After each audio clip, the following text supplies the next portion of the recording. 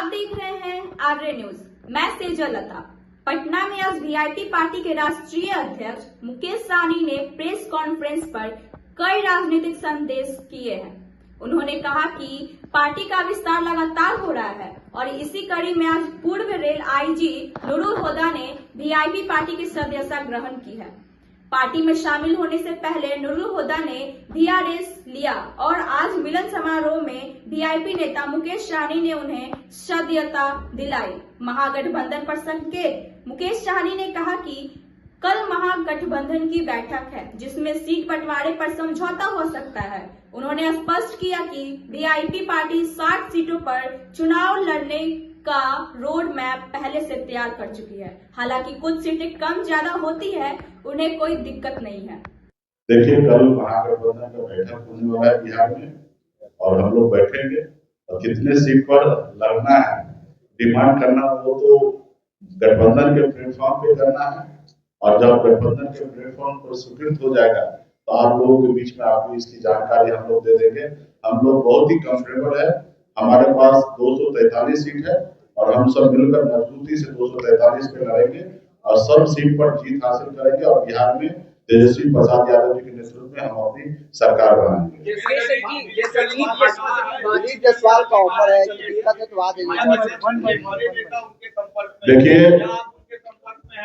देखिए हम भी सुने हैं, भारतीय जनता पार्टी पहले से ही परसेप्शन बनाते हैं, वो पहले से ही वो अपने आप को कमजोर समझते हैं। उनको पता है कि मेरे नैया पार नहीं लगने वाला है 2020-25 में।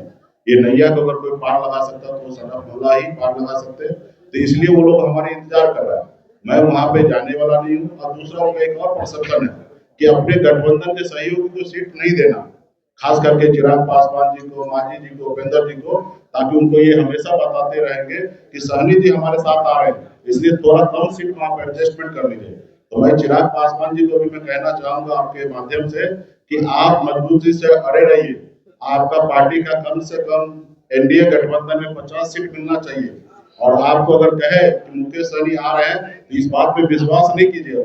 क्लियर है कि वीआईपी पार्टी खास करके एनडीए में तो दूर दूर तक नहीं जाने वाले, महागठबंधन में है और अपनी हम लोग सरकार बनाएंगे। और मांझी जी से भी आग्रह करते हैं, उपेंद्र जी को कह रहे हैं कि मांझी जी अभी 35-40 सीट मांग किए हैं, तो 35-40 सीट तो मैं मानता हूँ कि ज्यादा है, लेकिन कम से कम 20 से 25 सीट उनको मिलना चाहिए और उसी तरीके से उपेंद्र जी को भी मिलना चाहिए और हम लोगों के पास कोई दिक्कत नहीं है, हम लोग मजबूती से लड़ेंगे। 60 पर अरे हैं, 60 पर अरे हैं या कोई कॉम्प्रोमाइज होगा? देखिए, महागठबंधन में जितने भी सीट पर लड़ेंगे हम लोग सब मिलकर बैठकर डिसीजन ले लेंगे और हम कंफर्टेबल रहेंगे। और आपने देखा पिछली बार हमने राष्ट्रीय कार्यकारिणी का जब हमारा बैठक हुआ था, हमने अपने पार्टी के लिए एजेंडा सेट किया कि भविष्य में हमारी पार्टी 60 सीट पर चुनाव लड़े। उसी तरीके से भारतीय जनता पार्टी का भी एजेंडा होता है, जो बिहार में आके जेपी नड्डा साहब ने कहा कि देश की जितनी भी क्षेत्रीय पार्टी है उसको हम खत्म करेंगे। तो सब अपने अपने पार्टी के लिए एक रोड मैप बनाते हैं, उसी तरीके से हमने बनाया है और वो भी उस सीट में 2-4 सीट कम हो या ज्यादा हो उससे कोई फर्क नहीं पड़ेगा। हम मजबूती से महागठबंधन लड़ाई लड़ेंगे, गरीब, पिछड़ा, दलित सभी समाज के हर वर्ग के लिए लड़ाई लड़ेंगे। और आपको तो आपने देखा कि मेरी लड़ाई जो है दिल्ली के सरकार से आरक्षण की लड़ाई है, जिसके लिए मैंने सब चीज को त्याग दिया। मंत्रिमंडल हमारे छीन लिए गए, हमारे विधायक ले लिया गया और फिर अभी कुछ किस मुंह से वो लोग हमको बुला रहे हैं, हमको उनपे तरस आ रहा है कि इतना सब चीज करने के बाद भी वो अभी भी मेरे इंतजार कर रहा है। तो ये कहीं ना कहीं उनको दर्शाता है कि राज्य में वो लोग कमजोर है। एक तरफ प्रशांत किशोर जी उनको डैमेज करेंगे, बहुत सारे लोग हैं, जाति धर्म के लोग हैं जो अभी उनको पसंद नहीं कर रहे।